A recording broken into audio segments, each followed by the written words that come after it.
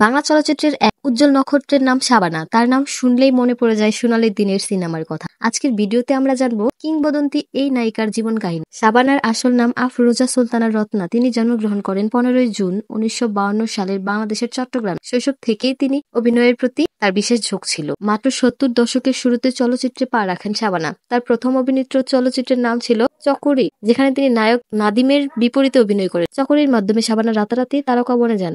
এরপর থেকে একের পর এক সুপারহিট মুভি উপহার দিয়েছেন শাবানা। তার উল্লেখযোগ্য চলচ্চিত্রের মধ্যে রয়েছে অশিক্ষিত, জীবন থেকে নেয়া, সুজন সখী, রামের সুমতি, বধূ বিদায়, অশ্রু দিয়েছি ভালোবাসায়। শাবানা ছিলেন এমন এক অভিনেত্রী যিনি কমার্শিয়াল সিনেমা থেকে শুরু করে সামাজিক ও দেশপ্রেমমূলক সিনেমাতেও দারুণ সফলতা পেয়েছেন। শাবানার সবচেয়ে বেশি জনপ্রিয় ছিল নায়ক আলমগীর, রাজ্জাক ও ফারুকের সঙ্গে জুটি পেতে। বিশেষ করে শাবানা আলমগীরের জুটি ছিল তৎকালীন সময়ের অন্যতম জনপ্রিয় জুটি। তার সাধারণ অভিনয়ের জন্য শাবানা 10 বার জাতীয় চলচ্চিত্র পুরস্কার অর্জন করেছেন। বাংলাদেশ সরকারের পাশাপাশি আন্তর্জাতিক পর্যায়েও তার অভিনয় প্রশংসিত হয়েছে। 90 দশকের শেষে ধীরে ধীরে চলচ্চিত্র থেকে সরে আসেন শাবানা। 1998 সালে তিনি সিনেমা জগৎকে বিদায় জানান এবং পরিবার ও সামাজিক কাজের দিকে মনোযোগ দেন। বর্তমানে তিনি যুক্তরাষ্ট্রে বসবাস করেন, তবে মাঝে মাঝে দেশে আসেন। শাবানার স্বামী হলেন প্রখ্যাত চলচ্চিত্র প্রযোজক ওয়াহিদ সাদিক। তাদের ঘরে 3 সন্তান রয়েছে। শাবানা সবসময় তার পরিবারের অগ্রাধিকার দিয়েছেন। চলচ্চিত্রের প্রতি শাবানার অবদান আজও অম্লান। তিনি শুধু একজন অভিনেত্রী নন, বাংলাদেশ সিনেমার ইতিহাসে এক কিংবদন্তি। আমরা কৃতজ্ঞ তার প্রতি,